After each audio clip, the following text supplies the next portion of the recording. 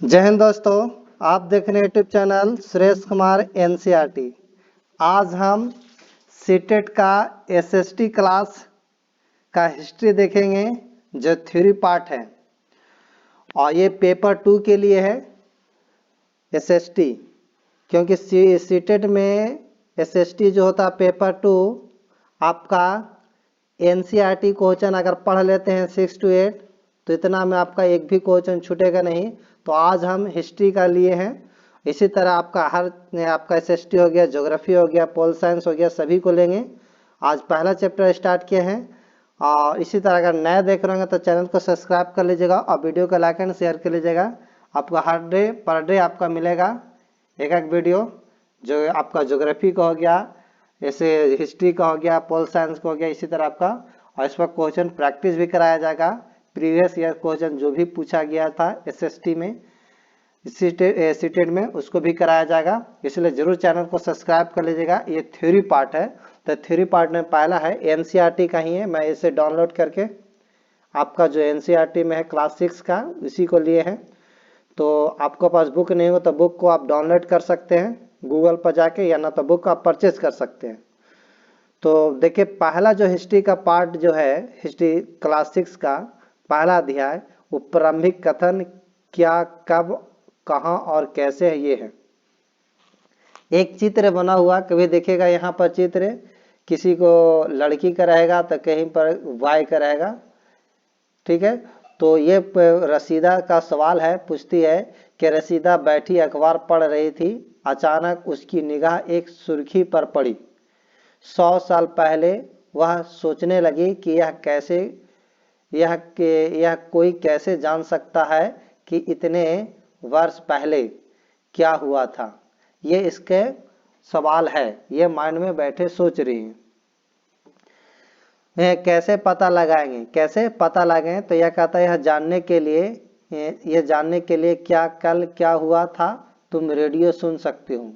यानी कल क्या हुआ था तुम रेडियो सुन सकते हो, टेलीविजन देख सकते हो या फिर अखबार पढ़ सकते हो। ये होता है कल जानने के लिए।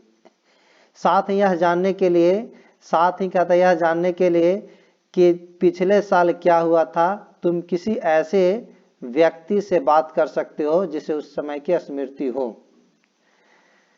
कहता है लेकिन बहुत साल पहले क्या हुआ था यह कैसे जाना जा सकता है, यह कैसे जाना जा सकता है। तो अतीत के बारे में हम क्या जान सकते हैं, तो अतीत के बारे में हम बहुत कुछ जान सकते हैं। जैसे लोग क्या खाते थे, कैसे कपड़े पहनते थे, किस तरह के घर में रहते थे।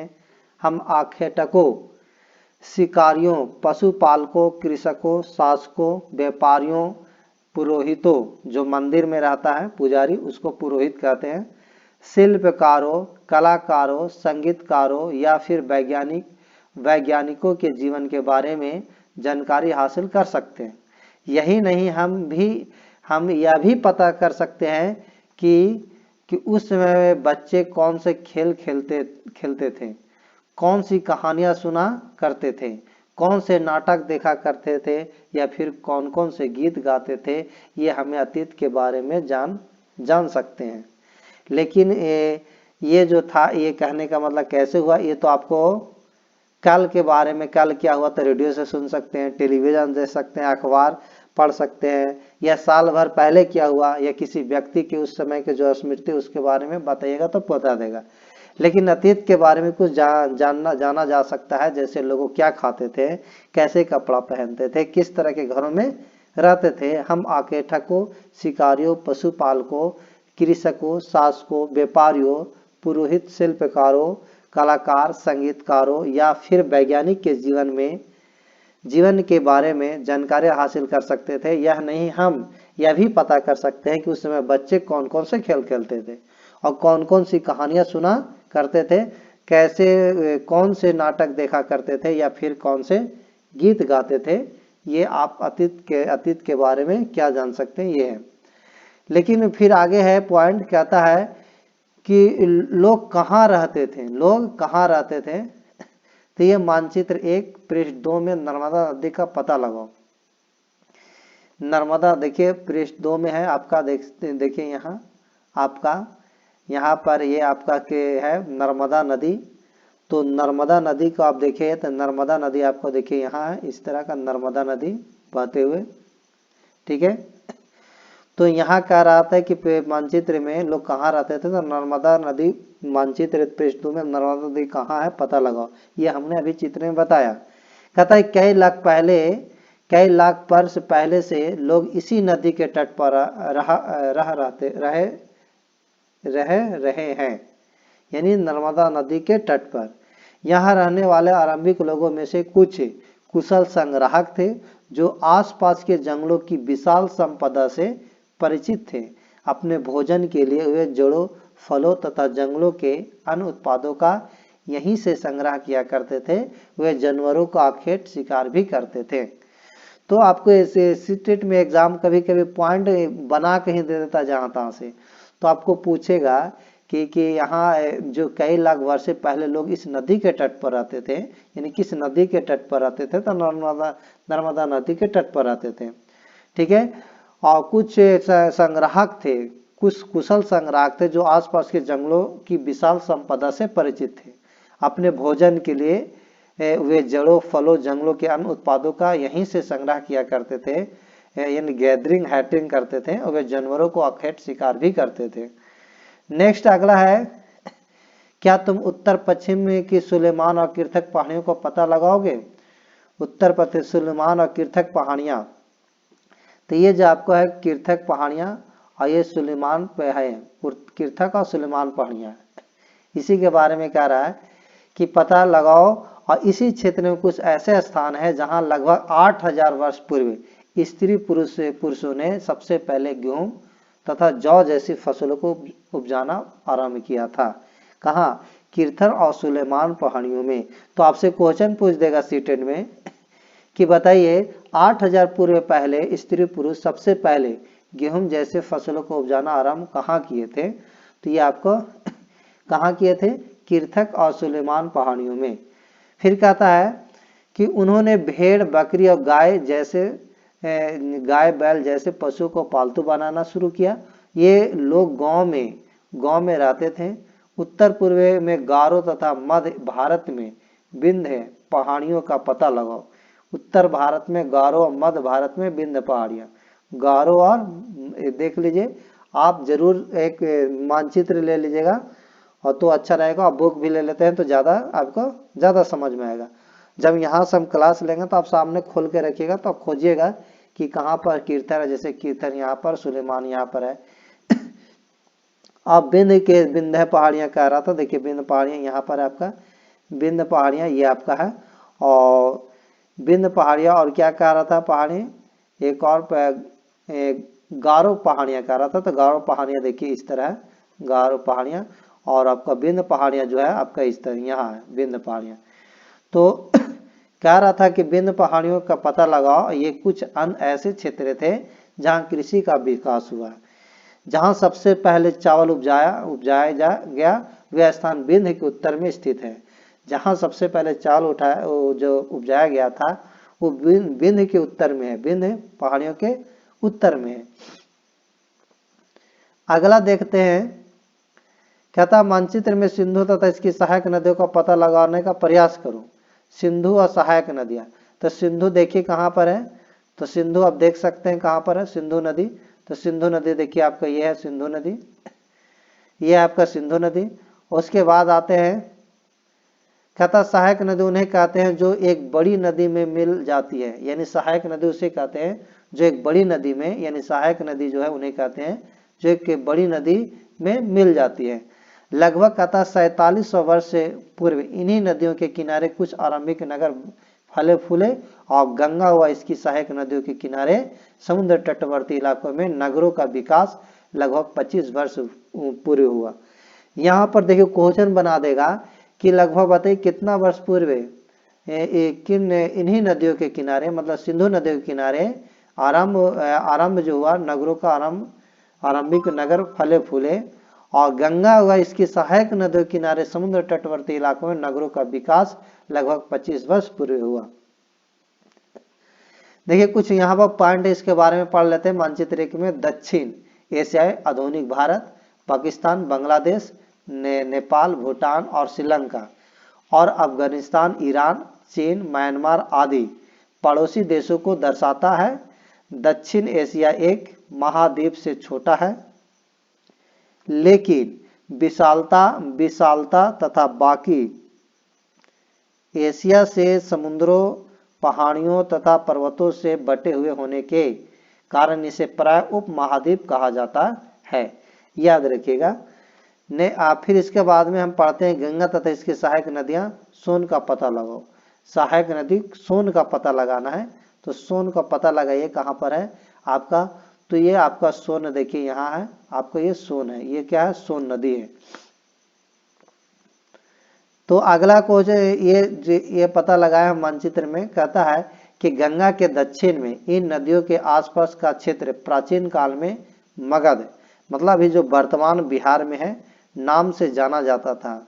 यानी गंगा के दक्षिण नदी जो है, क्वेश्चन यहाँ पर पूछता है और कई बार पूछा भी है कि गंगा के दक्षिण में इन नदियों के आसपास का क्षेत्र प्राचीन काल में किस नाम से जाना जाता था। तो मगध के नाम से न जाना जाता था, जो अभी वर्तमान बिहार में है, और मगध की राजधानी आपका राजगिरी है के नाम से जाना जाता था। कहता है इसके शासक बहुत शक्तिशाली थे और उन्होंने एक विशाल राज स्थापित किया था। देश के अन्य हिस्सों में भी ऐसे राज्यों का स्थापना की गई थी। अब आगे पढ़ते हैं कि लोगों ने सदैव उप महाद्वीपों के एक हिस्से से दूसरे हिस्से तक यात्रा की। कभी कभी हिमालय जैसे ऊंचे पर्वतों, पहाड़ियों, रेगिस्तान, नदियों तथा समुद्रों के कारण यात्रा जोखिम भरी होती थी, फिर भी यह यात्रा उनके लिए असंभव नहीं था। अतः कभी लोग काम की तलाश में तो कभी प्राकृतिक आपदाओं के कारण एक स्थान से दूसरे स्थान तक जाया करते थे। मतलब कहने का मतलब असंभव तो यात्रा तो संभव नहीं था, लेकिन काम के लिए कभी जाते थे तो कभी कभी प्राकृतिक आपदा आ जाता था तो अपने स्थान को छोड़कर दूसरे स्थान में चले जाते थे। तो ये एक जरूर पढ़िएगा, क्योंकि कहीं पर से भी आपको पॉइंट बना के दे देता है।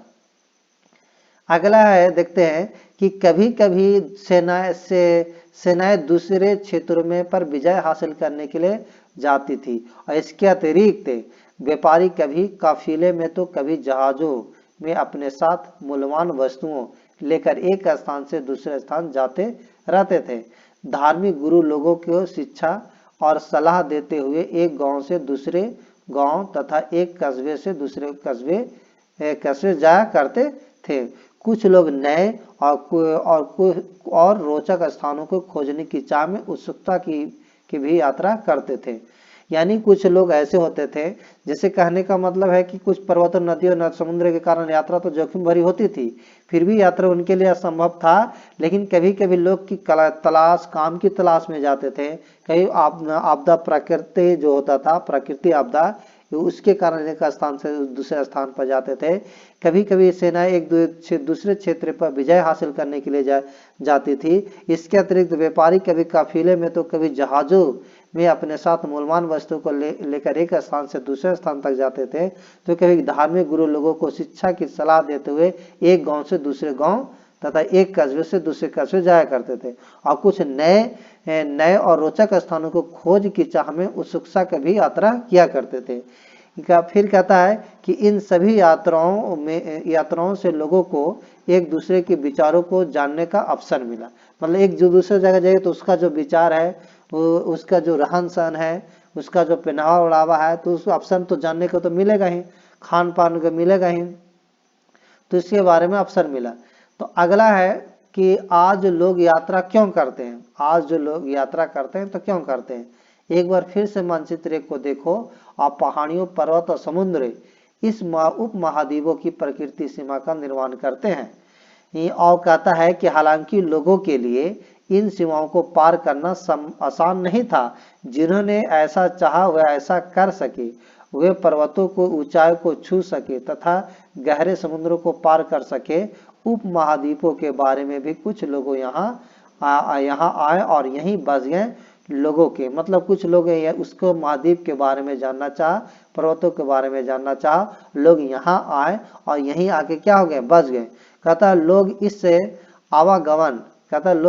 इस आवागमन ने हमारी सांस्कृतिक परंपराओं और समृद्ध किया कई सौ वर्षों से लोग पत्थर के तराशने, संगीत रचने और यहाँ तक कि भोजन बनाने के नए तरीकों के बारे में एक दूसरे के विचारों को अपनाते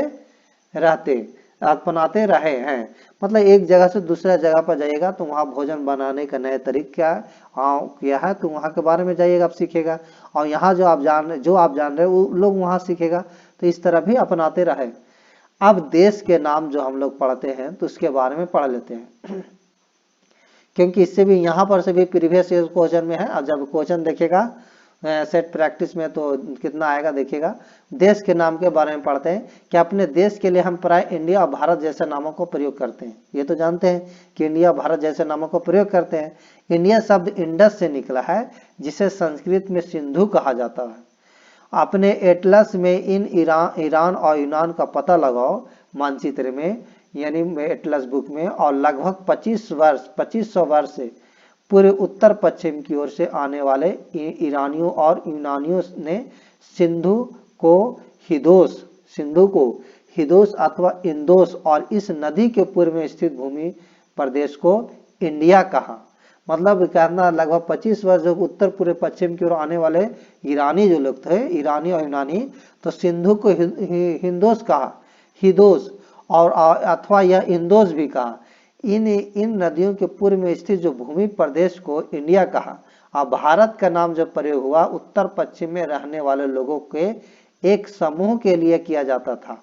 इस समूह का उल्लेख संस्कृत के आरंभिक लगभग 3500 वर्ष पुरानी कृति ऋग्वेद में भी मिलता है। बाद में इसका प्रयोग देश के लिए होने लगा। तो ये आप देश के नाम के बारे में जानने लगे। यानी सिंधु को लोग क्या कहता था संस्कृत में, जो संस्कृत में सिंधु कहा जाता था। आपने अगर देखिएगा तो ईरान के जब लोग आए यहाँ पता लगाया तो लगभग 2500 वर्ष जो पूर्व उत्तर पश्चिम की ओर आने वाले ईरानी और यूनानी सिंधु को हिदोस और इंदोस कहा, और इसके पूर्व में स्थित जो प्रदेश रहा इंडिया कहा। और भारत का जो नाम प्रयोग जो हुआ तो उत्तर पश्चिम में रहने वाले लोगों के एक समूह के लिए किया जाता था, याद रखिएगा। इसीलिए आज भारत का नाम इंडिया भारत पड़ा, तो ये आप जान गए। तो इससे भी क्वेश्चन पूछेगा। अगला देखिए यहाँ पर कुछ पॉइंट है, इसके पॉइंट को बारे में पढ़ लेते हैं। अतीत के बारे में कैसे जाने। कहता अतीत की जानकारी हमें कई तरह से प्राप्त कर सकते हैं। इनमें से एक तरीका अतीत में लिखी हुई पुस्तकों को ढूंढना और पढ़ना है। ये पुस्तकें हाथ से लिखी होने के कारण पांडुलिपि कहा जाती थी। ये हाथ से लिखी होने के कारण क्या कहते थे, पांडुलिपि कहे जाते थे। अंग्रेजी में पांडुलिपि के लिए प्रयुक्त होने वाला मैन्युस्क्रिप्ट शब्द लैटिन शब्द है, यानी पांडुलिपि को अंग्रेजी में बोलते हैं मैन्युस्क्रिप्ट। तो ये जो बोलते हैं शब्द लैटिन शब्द मेनू, जिसका अर्थ हाथ है से लिखा है। इसका अर्थ जो होता है जो आपका मैन्युस्क्रिप्ट का शब्द लैटिन शब्द मेनू होता है, जिसका अर्थ होता है हाथ है से लिखना। ये पांडुलिपियां प्रायः ताड़पत्रों, हिमालय क्षेत्र में उगने वाले भोज नामक पेड़ की छाल से विशेष तरीके से तैयार भोजपत्र पर लिखी मिलती थी। तो याद रखिएगा कि पांडुलिपि जो होता है किस पेड़ के अथी पर लिखा जाता था, तो ताड़पत्रों अथवा हिमालय क्षेत्र में उगने वाले भोज नामक पेड़ों की छाल से विशेष तरीके से तैयार भोजपत्र पर लिखी मिलती थी। अब इसके बारे में कुछ पढ़ लेते हैं। देखिए यहाँ पर पॉइंट है कि ताड़पत्रों से बनी पांडुलिपियों का एक पृष्ठ। तो कहता यह पांडुलिपि लगभग 1000 वर्ष पहले लिखी थी। पूछेगा कितने वर्ष पहले लिखी थी, तो 1000 वर्ष पहले। कहता है किताब बनाने के लिए ताड़ के पत्तों को काटकर उनके अलग अलग हिस्सों को एक साथ बांध दिया जाता था, और भोज पेड़ की छाल से बनी ऐसी ही एक पांडुलिपि तुम यहाँ देख सकते हो। यानी जो आपका ये जो पांडुलिपि है ये उसी तरह समय का पांडुलिपि है ये। तो अगला पढ़ते हैं पॉइंट है, कहता है कि इतने वर्षों में इनमें से कई पांडुलिपियों को कीड़ों ने खा लिया तथा कुछ नष्ट कर दिए गए। फिर भी ऐसी कई पांडुलिपि आज भी उपलब्ध है। प्राय ये पांडुलिपियां मंदिरों विहारों से प्राप्त होती है। इन पुस्तकों ये पूछेगा कि पांडुलिपि कहाँ से प्राप्त होती है, तो मंदिरों से होती है, विहारों से प्राप्त होती है। इन पुस्तकों में धार्मिक मान्यताओं, व्यवहारों, राजाओं के जीवन, औषधि, विज्ञान आदि सभी प्रकार के विषयों की चर्चा मिलती है। तो ये भी याद रखिएगा कि पांडुलिपि से क्या हमको मिलती है, तो याद रखिएगा कि धार्मिक मान्यताओं, व्यवहारों, राजाओं के जीवन, औषधि तथा विज्ञान आदि सभी प्रकार के विषयों की चर्चा मिलती है। फिर इसके बाद कहता है इनके अतिरिक्त हमारे यहाँ महाकाव्य, कविताएं व तथा नाटक भी हैं। इनमें से कई संस्कृत में लिखे हुए हैं मिलते हैं, जबकि अन्य प्राकृतिक और तमिल में है और प्राकृतिक भाषा का प्रयोग आम लोग करते थे। नेक्स्ट आगे पढ़ते हैं। अगला क्या है, अगला पॉइंट कहता है कि हम अभिलेखों का भी अध्ययन कर सकते हैं। ऐसे लेख पत्थर अथवा धातु जैसे अपेक्षाकृत कठोर सतहों पर उत्कीर्ण किए गए मिलते हैं। कभी कभी शासक अथवा अन्य लोग अपने आदेशों को इस तरह उत्कीर्ण करवाते थे ताकि लोग उन्हें देख सके, पढ़ सके, उनका पालन कर सके, इसलिए करते थे।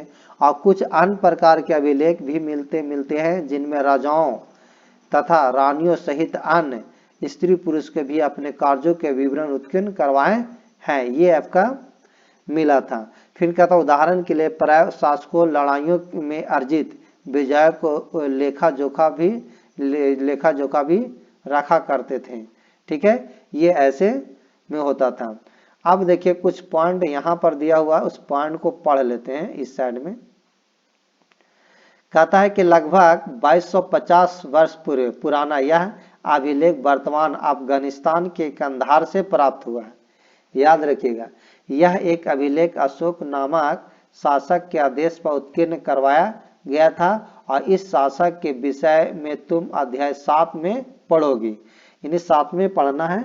तो आगे कहता है कि जब हम कुछ लिखते हैं तब हम किसी लिपि का प्रयोग करते हैं, यानी कोई भी हम जब लिखते हैं तो किसी भी लिपि का प्रयोग करते हैं।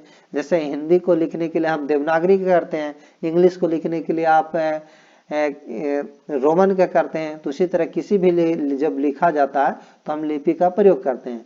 लिपियों का अक्षरों अथवा संकेतों से बनी होती है। जब हम कुछ बोलते हैं अथवा पढ़ते हैं तब हम अपनी एक भाषा का प्रयोग करते हैं। यह अभिलेख इसी क्षेत्र में प्रयुक्त होने वाला यूनानी तथा आरामिक नामक 2 विभिन्न लिपियां तथा भाषाओं में है। याद रखिएगा। आगे पढ़ते हैं। यहाँ पर देखिए कुछ पॉइंट दिया हुआ है, इसे पढ़ लेते हैं। कहता तुम बता सकती हो कि कठोर सतह पर लेख लिखवाने के क्या लाभ थे, ऐसा करवाने से क्या क्या कठिनाइयां आती थी, ये बारे में बता रहा। तो कहता इसके अतिरिक्त अन्य कई वस्तुएं अतीत में बनी और प्रयोग में लाई जाती थी। ऐसी वस्तुओं का अध्ययन करने वाला व्यक्ति पुरातत्वविद कहलाते हैं। मतलब इसकी कहता है कि जो कई वस्तुएं अतीत में बनी और प्रयोग में लाई जाती थी, ऐसी वस्तु का अध्ययन करने वाले व्यक्ति को क्या कहते थे, पुरातत्वविद कहलाता था। पुरातत्वविद पत्थर और ईंट से बनी इमारतों के अवशेष, चित्रों, मूर्तियों फिर उसके बाद है मूर्तियों, बाएं एक प्राचीन ग्रंथ में मूर्तियों, आगे पढ़ते हैं। यहाँ देखिए, यहाँ मूर्तियों का अध्ययन करते थे और औजारों, हथियारों, बर्तनों, आभूषणों तथा सिक्कों की प्राप्ति के लिए छानबीन तथा खुदाई भी करते हैं। इनमें से कुछ वस्तुएं पत्थर की, मिट्टी तथा कुछ धातु की बनी हो सकती है। ऐसे तत्व कठोर अथवा जल्दी नष्ट न होने वाले होते हैं। अब इसके बारे में थोड़ा सा पढ़ लेते हैं कि यहाँ की बाएं एक प्राचीन नगर से प्राप्त पात्र यानी बर्तन है। इसी तरह के पात्रों का प्रयोग 47 वर्ष पूर्व होता था। दाएं एक पुराना चांदी का सिक्का है, ये चांदी का सिक्का है। इसी तरह के सिक्कों का प्रयोग लगभग 2500 वर्ष पूर्व होता था। हमारे द्वारा आज प्रयोग में आने वाले सिक्कों से यह सिक्के कैसे भिन्न है, ये बताना।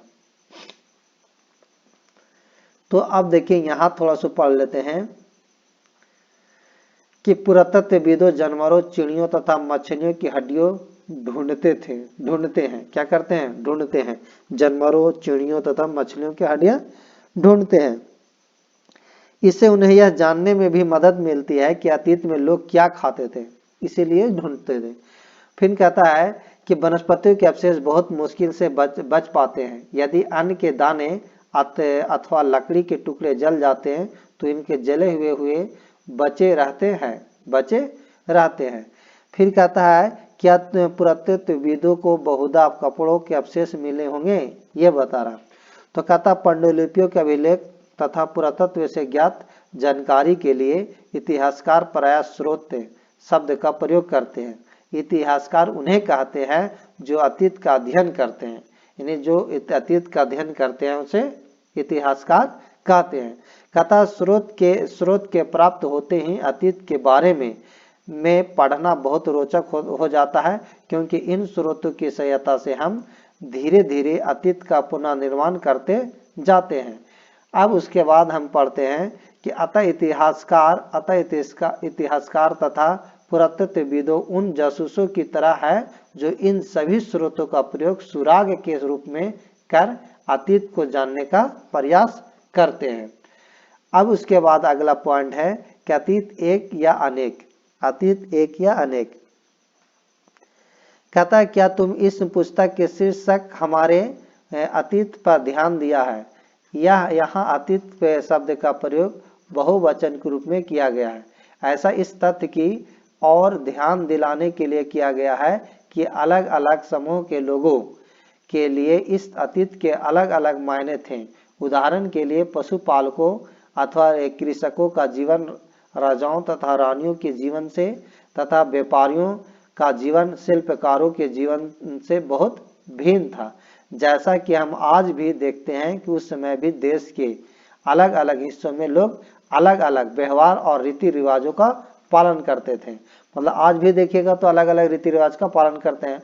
उदाहरण के लिए आज द्वीप के अधिकांश लोग अपना भोजन मछलियां पकड़कर शिकार करके तथा फल फूलों के संग्रह द्वारा प्राप्त करते हैं। इसके विपरीत शहर में रहने वाले लोग खाद्य आपूर्ति के लिए अन्य व्यक्तियों पर निर्भर करते हैं। इस तरह के भेद अतीत में भी विद्वान थे।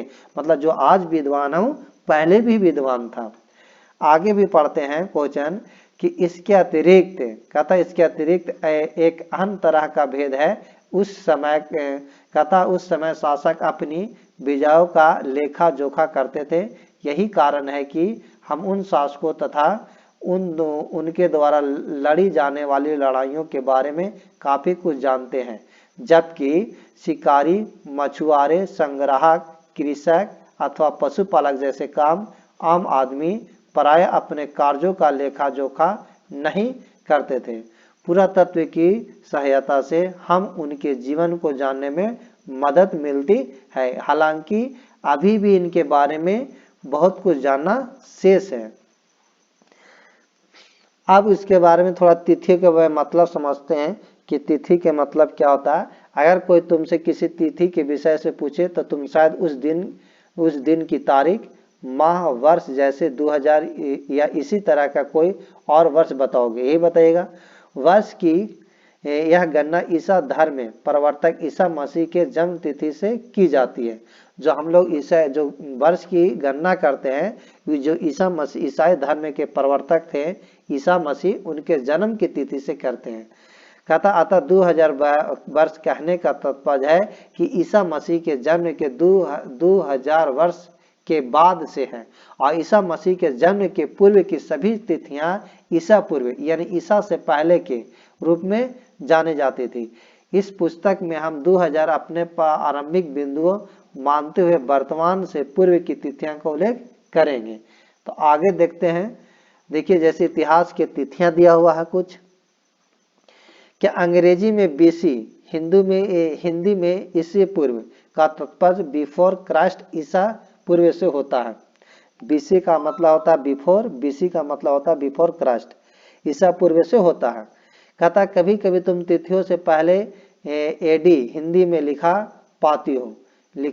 यह एनो एडोमिनी नामक 2 लैटिन शब्दों से बना है। इसका तात्पर्य है ईसा मसीह के जन्म के वर्ष से है, ईसा मसीह के जन्म से पहले, मतलब एडी लिखा रहता, देखिएगा एडी। तो इसका मतलब होता है एनो एडोमिनी, एनो एडोमिनी। और बीसी का मतलब होता है बिफोर क्राइस्ट। क्या होता है? Before Christ. इसका मतलब जो होता है एनो एडोमिनी नामक दो लैटिन शब्दों से बना है। इसका तात्पर्य है ईसा मसीह के जन्म के वर्ष से है। आगे कहते हैं कभी कभी एडी की जगह सीई तथा बीसी की जगह बीसीई का प्रयोग होता है। सीई अक्षरों का प्रयोग कॉमन इरा जो होता है कॉमन है, सीई का प्रयोग जो होता है सीई, तो इसका होता है कॉमन इरा, तथा बीसीई का होता है बीसीई का बिफोर कॉमन इरा के लिए होता है।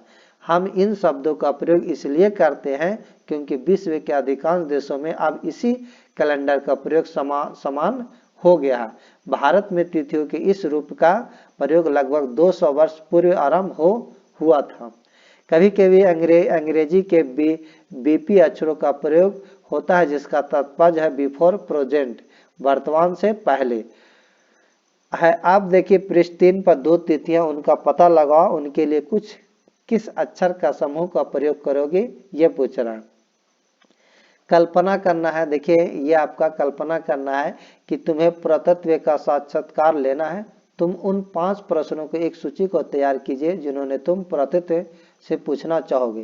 तो आप मुझे जरूर आप इस नंबर पर करके इसका आंसर बताइएगा 84 34 60 82 32।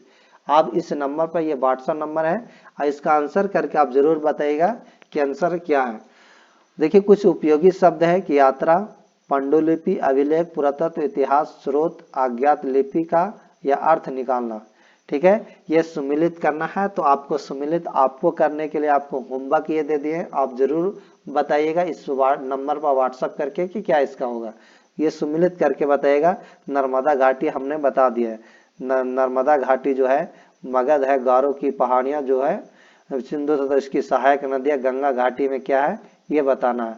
पांडुलिपि और अभिलेखों में क्या एक प्रमुख अंतर बताना है भी बताना है। रसीदा के प्रश्न को फिर से पढ़ो और इसके क्या उत्तर हो सकते हैं ये आपको बताना है। तो आप कमेंट में जरूर करके बताइएगा क्या इसका आंसर होगा। अब देखिए कुछ यहाँ पर जो है आपका कुछ महत्वपूर्ण तिथियां दिया हुआ है। कृषि का आरंभ जो हुआ था 8000 वर्ष पूर्व हुआ है। सिंधु सभ्यता के प्रथम नगर 47 वर्ष पूर्व। गंगा घाटी के नगर मगध का बड़ा राज 2500 वर्ष पूर्व। और वर्तमान जो लगभग 2000 वर्ष पूर्व। तो ये कुछ तिथियां था हमने ये किए। तो ये आपका पहला चैप्टर क्लास 6 का एनसीईआरटी का हिस्ट्री जो था पहला चैप्टर कंप्लीट हुआ। इसका क्वेश्चन आंसर जरूर मुझे बताइएगा, कमेंट करके व्हाट्सएप कीजिएगा। और नए होंगे तो चैनल को सब्सक्राइब कर लीजिएगा। इसी तरह थ्योरी पार्ट आपको हर चैप्टर का और 6 से लेके 8 तक आपका फिजिक्स का नहीं एसएसटी का आपका हिस्ट्री हो गया, ज्योग्राफी हो गया, पोल साइंस को कंप्लीट आपको कराया जाएगा और इस पर प्रैक्टिस भी कराया जाएगा। तो मैं कुछ पहले आप लोगों को थ्योरी बता देंगे, उसके बाद हम प्रैक्टिस भी कराएंगे। तो अगर अच्छा लगा होगा तो वीडियो को लाइक एंड शेयर कर दिएगा और नए होंगे तो चैनल को सब्सक्राइब कर लीजिएगा। Thank you.